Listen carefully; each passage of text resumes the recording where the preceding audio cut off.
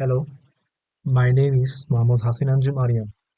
I am a student of Shahadar University of Science and Technology.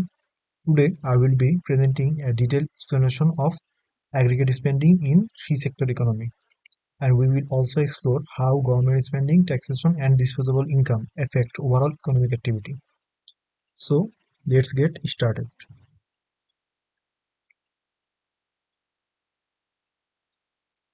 In the two-sector model, only household and farms in the interact in the economy. However, in a three-sector model, introduces a crucial player, which is the government. Aggregate spending now consists of three key components, which is the household, business, and government. So, after including government, there is additional activity, which is their household and the business provide direct and indirect taxes or income taxes to the government.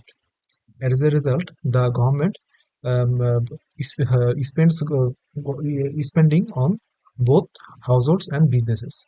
So, what kind of spending the government spends on both households and businesses?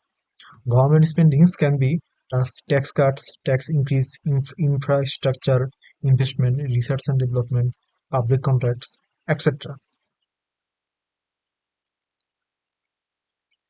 Now, so, in a three-sector model of economy, aggregate spending includes consumption, investment, and government spending. Unlike the two-sector model, where only households and farms are considered, the three-sector model incorporates the government as a key economic agent. The presence of government spending and taxation affects total spending, disposable income, and overall economic equilibrium. So it can there is a so how the uh, three sector economy affect the overall economic equilibrium. We know that the we know that after if we add any sector in a economy, the equilibrium income will increase. So as a result, if we add a government in three sector model, then the equilibrium income will increase, and comparing to the two sector model. So that is shown here. That is the presence of the government spending and taxation affects the overall economic equilibrium. So we will learn about the government spending and tax disposable income in three sector model. So the government spending refers to the expenditure made by the government on goods and services such as infrastructure, healthcare, and education. This spending directly contributes to aggregate demand, increasing overall economic activity.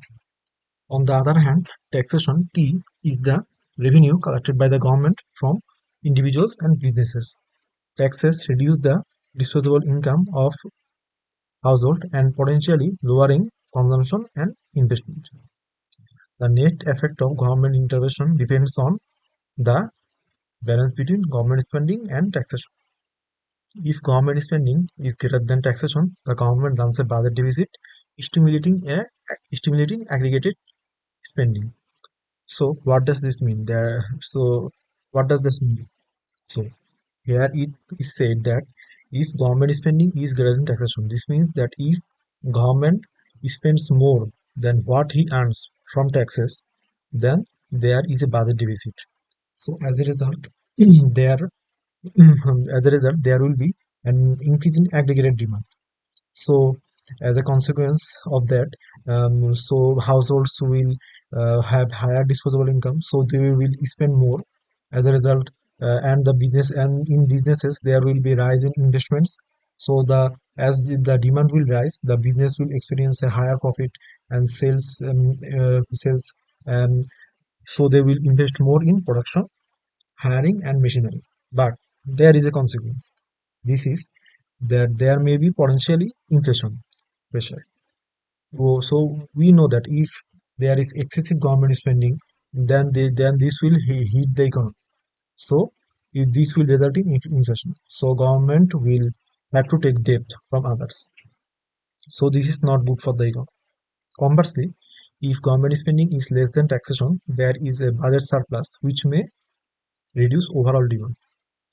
So similarly, here it is saying that if government earns more than what he spends, then there will be a reduce in consumption and investment. So as a result, the households will have uh, less disposable income, so there will be less aggregated spending. So this is also not good for the economy. So the net effect of government and the the net effect of government intervention depends on the balance between the government spending and taxation. So there should be a balance between the government spending and taxation, and this will be better for the economy. We will learn about disposable income.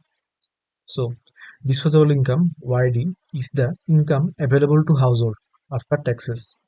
It determines the level of consumption and savings in the economy. It is calculated as YD equal Y minus T.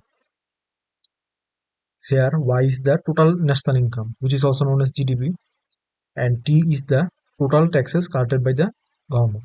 So simply disposable income means the income after taxes. So now we will learn about the equilibrium and output in three sector model. So we know that in order to be equilibrium in any sector of model, the aggregate demand must be equal to the aggregated supply. So we know aggregated demand equals C plus I plus G, which is consumption plus investment plus government spending. Similarly, aggregated supply AS equal consumption plus savings plus lump sum tax. So here, what does this lump sum tax means? The lump sum tax is simply a fixed tax where we do not add in income tax. So lump sum tax is simply a fixed tax. So at the equilibrium point, AD equal AS. So as per the equation, C plus I plus G equals C plus S plus T. Here the aggregate demand can be also be called as income, which is income Y equals C plus Y plus G. Here the consumption also has a formula which is C equal C naught plus BYD. Here C naught is the autonomous consumption and B is the marginal propensity to consume. So what does this autonomous consumption mean? The autonomous consumption simply refers to the level of spending that occurs regardless of income.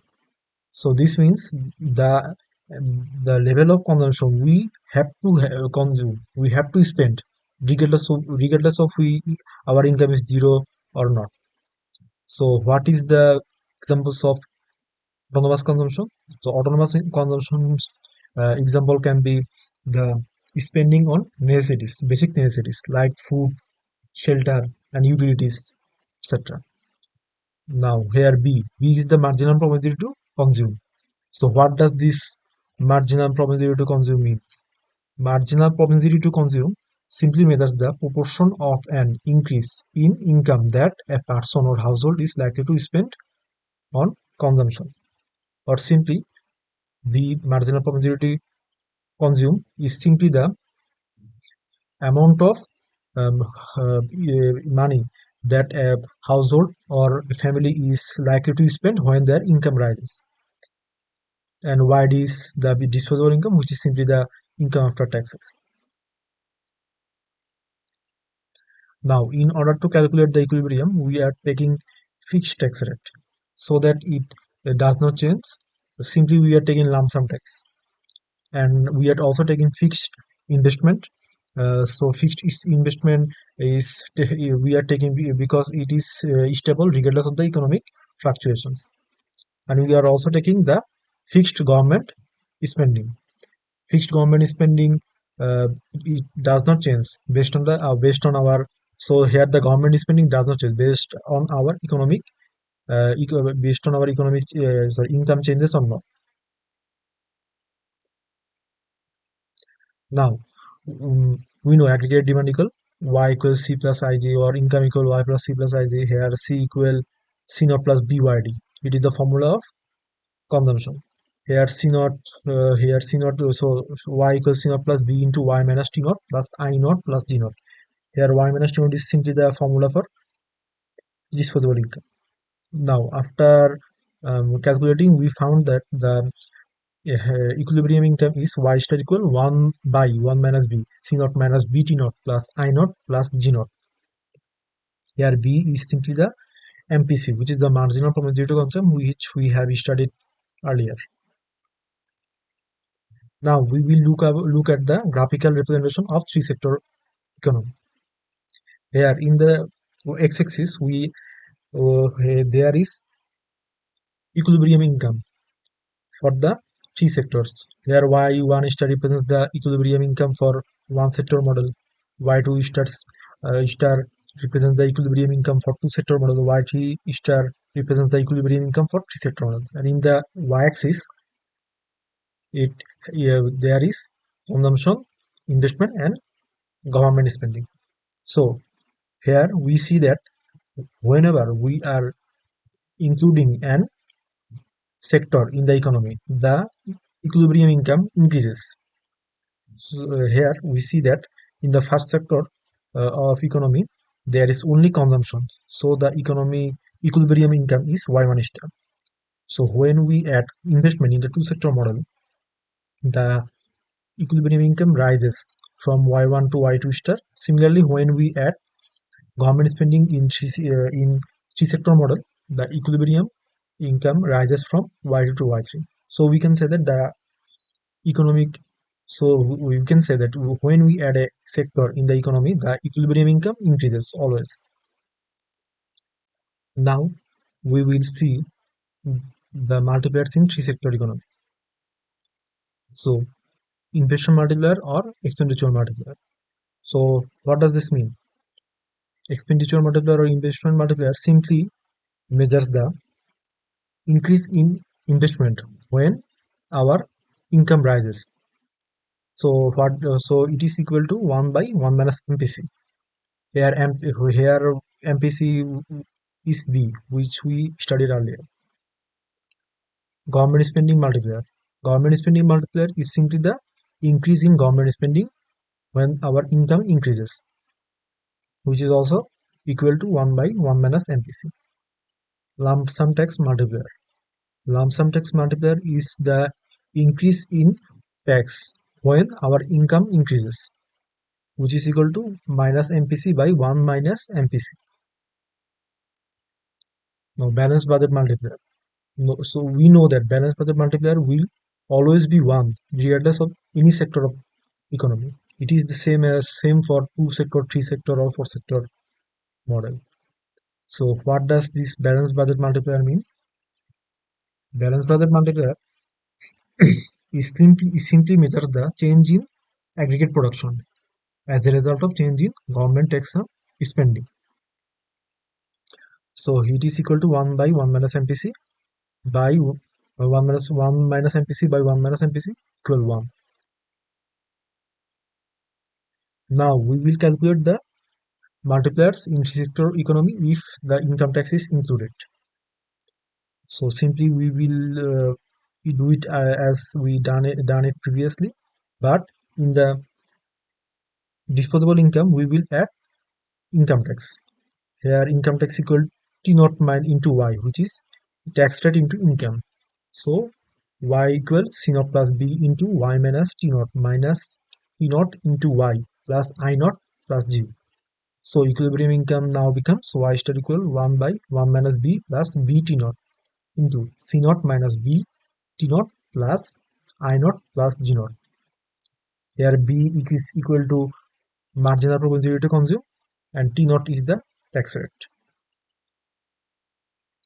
Now after adding the income tax, the lump sum tax multiplier becomes dy by dt equal 1 minus b by 1 minus b into 1 minus b plus bt naught.